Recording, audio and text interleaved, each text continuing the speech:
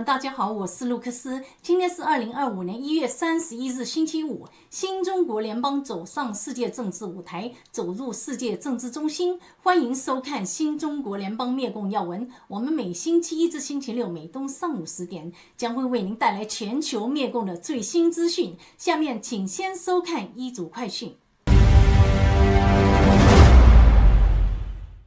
1月30日，共和党参议员霍利推出美国 AI 能力与中共脱钩法案，要求禁止所有美中之间 AI 合作。这项法案旨在切断 AI 技术出口，并禁止美国公司在中共国进行研究与投资。DeepSeek 被指从 OpenAI 窃取知识，还涉及恶意软件和金融犯罪。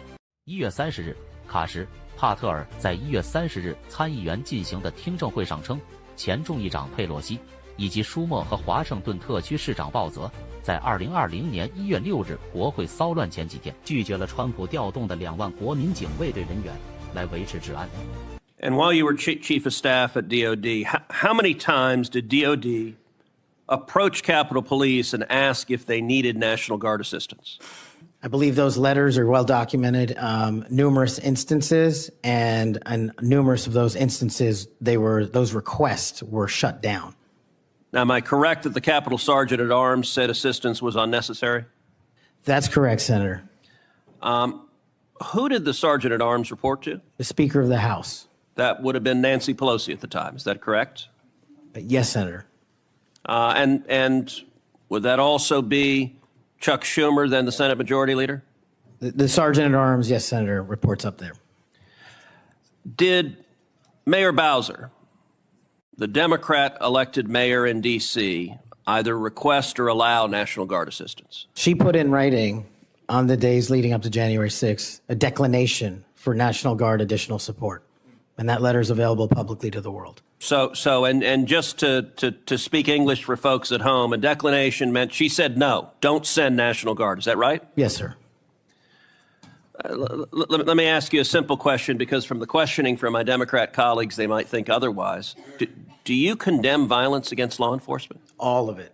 美国 JP 摩根的首席执行官杰米·戴蒙在本月早些时候表示 ，JP 摩根将会拥有某种数字货币。戴蒙表示，他并不反对加密货币，但他认为比特币本身没有内在价值。You've said that it's as useless as a pet rock. What do you really think? You're going to have some kind of digital currency at one point. So I'm not against crypto. You know, Bitcoin itself has no intrinsic value. It's used heavily by sex traffickers, money launderers, ransomware. So I just don't feel great about Bitcoin. I applaud your ability to want to buy or sell it. Just like I think you have the right to smoke, but I don't think you should smoke.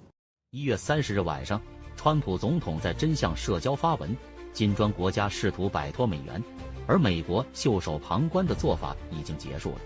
美国将要求这些看似敌对的国家做出承诺，不会创建新的金砖国家货币，也不会支持任何其他货币来取代强大的美元，否则他们将面临100%的关税。川普声称，金砖国家不可能在国际贸易或其他任何地方取代美元。任何试图取代美元的国家和美国说再见。美国国会议员罗恩·约翰逊1月30日称，他已向美国卫生与公众服务部发出传票，要求提供有关政府应对新冠肺炎疫情的文件，包括福奇的电子邮件以及新冠肺炎疫苗的研发和安全性。约翰逊表示，这些记录本应在几年前就交给他，但拜登政府选择对国会和公众隐瞒真相。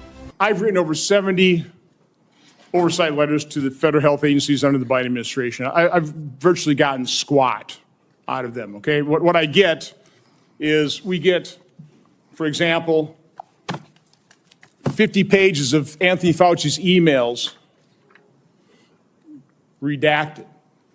Oh, by the way, the latest one was 17 pages. Instead of issuing a health alert on the myocarditis they knew was impacting young men, early in 2021, instead of issuing an alert on the Health Alert Network, they developed 17 pages of talking points. This was given to the public under a FOIA request. They had to go to court. they've got a new way of redacting. They don't black things out. They just give you white pages, so you don't even know what they have redacted. So again, I've issued a subpoena now to cover the information I've requested in 70 oversight letters. 1月30日，欧洲央行行长拉加德表示，他有信心不会把比特币成为欧盟央行的储备货币。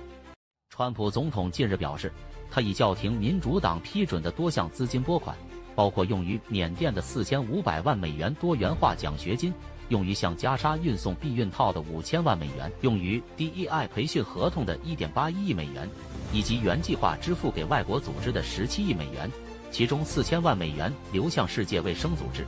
最新消息，28日晚上，在华盛顿里根国家机场发生客机与直升机相撞的事故中，客机上的60名乘客、4名机组人员以及直升机上的3名士兵无一人生还。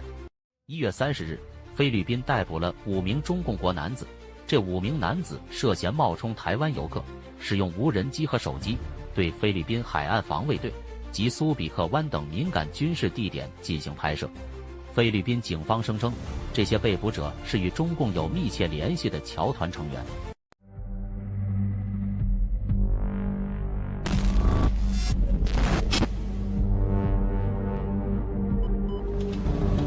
A new virus that spread like wildfire. Global lockdowns. Untold economic and personal devastation. This is the familiar story of COVID-19, but it isn't the only story. The truth, hidden and denied by the authorities in Beijing, is that the ambition of the Chinese Communist Party set the stage for a new pandemic months and years before the public encountered COVID-19. Over the past year, researchers inside the United States Senate conducted an in-depth investigation of the biosafety situation inside China from 2018 to 2021. What they found is disturbing. We started to find writings, we started to find statements, we started to find evidence of internal conversations that were being posted in different journals and the like, and we really began to see an uptick in the summer of the year 2019. So, 7-8 months before COVID reached our shores, we already start to see evidence that something was happening. At the Wuhan Institute of Virology, a scientific laboratory controlled by the Chinese state, scientists have been experimenting on coronaviruses for almost 2 decades. Such research is always dangerous, but these experiments were especially so. So one of the things we know they were doing for sure, and they were doing in Wuhan, was gain of function. You've heard a lot about that, but what that basically means is that you take a naturally occurring virus that you would find in nature, and you reverse and you engineer it, you mess with it, and you make it contagious in humans. So there might be a virus in an animal, and it may not be infectious in humans, but you change it in a laboratory, you make it infectious in humans. And the reason why you do that is because you try to predict how a virus that today is only found in animals could evolve into one that would be dangerous in humans. You try to predict it, you try to invent it yourself, and once you've invented it, then you try to find the cure for it. The problem is, once you invent it, someone might get infected with it. As far back as January 2018, Xi Jinping alerted his colleagues to the possibility of a new SARS-like virus infecting the population. Shortly thereafter, the U.S. State Department sent a cable warning of a shortage of appropriately trained technicians and investigators at the high containment laboratory in Wuhan. But that didn't stop China from continuing to perform dangerous experiments.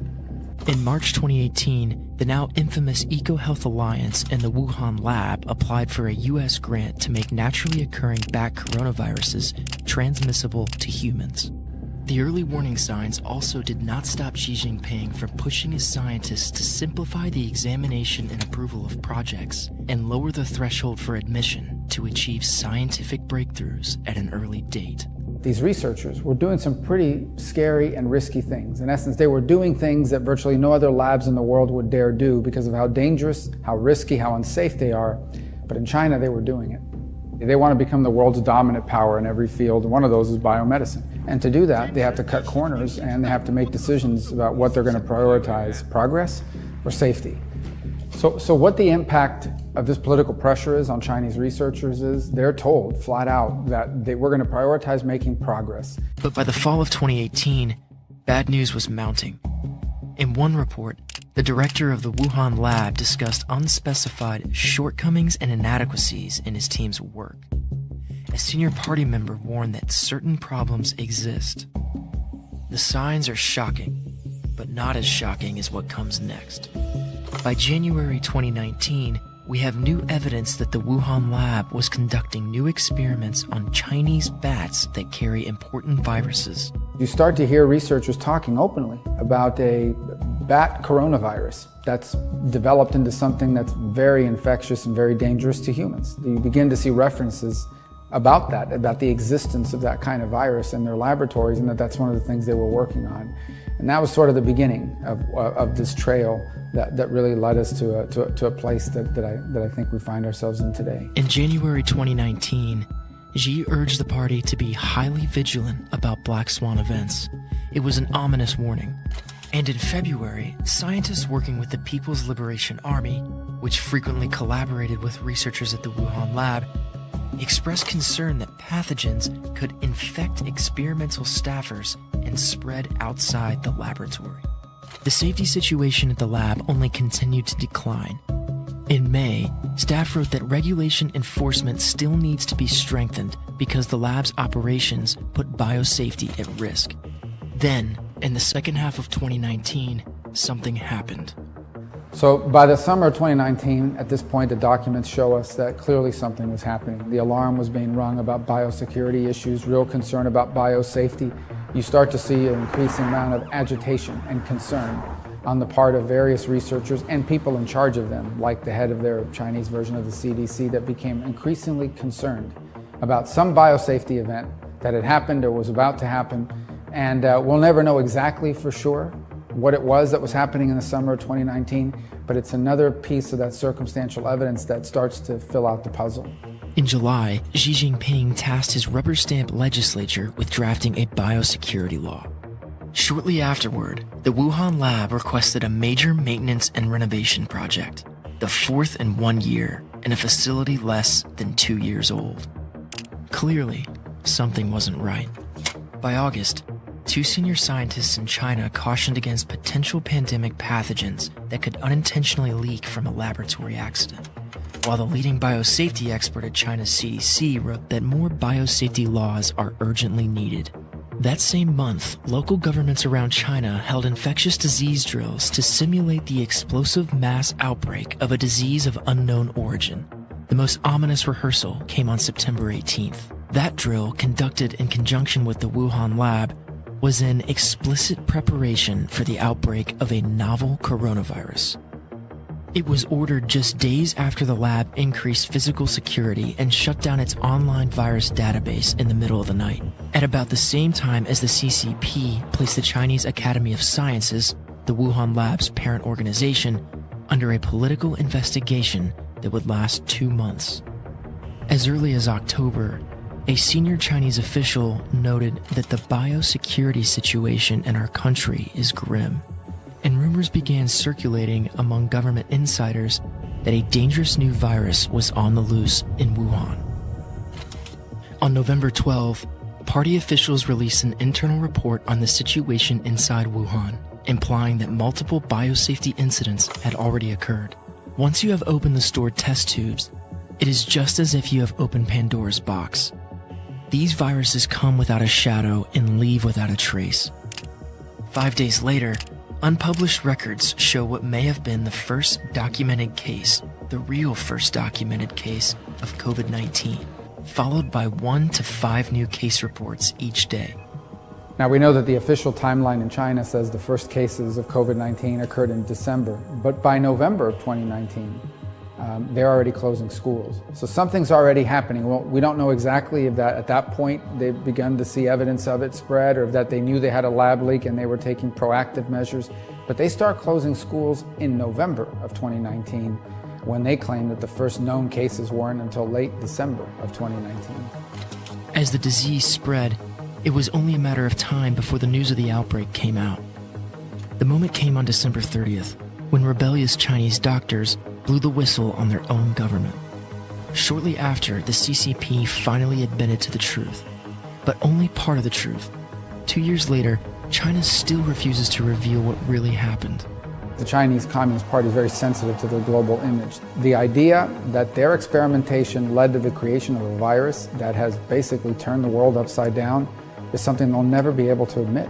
It could threaten their hold on power internally, but it would most certainly change the world's perception towards them. So I believe there is no limits to what they are willing to do to make sure that the full story is never known.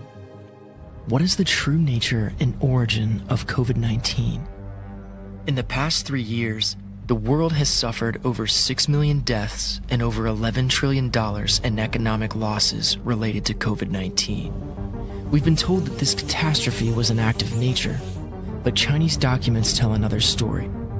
They tell a story of reckless, power-hungry leaders who encouraged risky research in an environment that was clearly unsafe. And they tell a story of a government cover-up orchestrated to hide the possibility that COVID-19 was not naturally occurring at all, but the product of gain-of-function research in the Wuhan lab. So I'm not sure we'll ever know the entire story, but I think now we have enough pieces put together to really change the entire narrative. Whereas some were now saying in the past that the fact that it might have been naturally occurring was 50% likely and a lab leak was another 50%.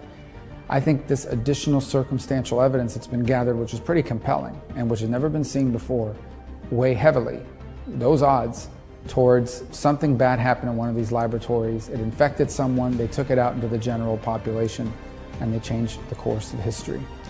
Hopefully people will take this work and build upon it, but I do believe that these are troubling revelations. The world deserves to know the real origin of the disease that has caused so much suffering. The Chinese Communist Party must be held accountable for its lies, and we must never stop trying to uncover the truth. 战友们，感谢收看今天的灭共要闻，我们明天同一时间再见。